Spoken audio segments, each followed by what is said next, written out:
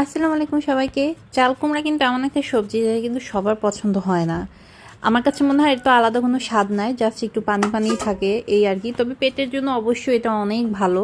তো যাই হোক, যারা আর কি বেগুন ভাজি খেতে পারেন না অ্যালার্জির জন্য, তারা কিন্তু চাল কুমড়ার এই রেসিপিটা করে দেখতে পারেন। একদম বেগুন ভাজির মতোই স্বাদ, ইভেন তার থেকেও বেশি মজা লাগে এবং নিশ্চিন্তে খেতে পারেন।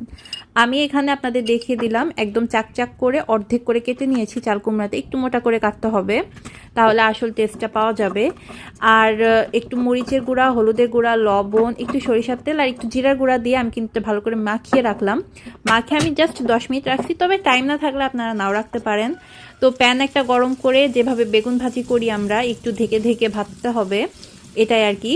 তো আমি সরিষার তেলে ভাজছি, আমরা সরিষার তেল খাই, এই জন্য আপনারা চাইলে এটা সয়াবিন দিয়েও করতে পারেন, কোনো সমস্যা নাই। একদম কিন্তু মিডিয়াম আঁচে, মিডিয়াম টু লো আঁচ যেটা, ওই আঁচে কিন্তু এটা ঢেকে ঢেকে সিদ্ধ করতে হবে, যেহেতু এটা কাঁচা, সিদ্ধ হইতে একটু টাইম লাগবে। এটা ডিপেন্ড করে চাল কুমড়ার কোয়ালিটির উপর। যদি টাটকা হয় আর একটু জালি হয় চাল কুমড়াটা, তাহলে এটা খেতেও বেশি মজা হয় আর সিদ্ধ হইতেও কম টাইম লাগে। তো এটা আমার এক বেশ ভাজতে কিন্তু প্রায় 10 থেকে 15 মিনিট টাইম লাগছে। তো এভাবেই কিন্তু আমি সবগুলা চাল কুমড়া ভেজে নিব। গরম ভাতের সাথে চুরি, ইভেন পোলাওয়ের সাথে সার্ভ করতে পারবেন। তো ট্রাই করে আমাকে জানাবেন।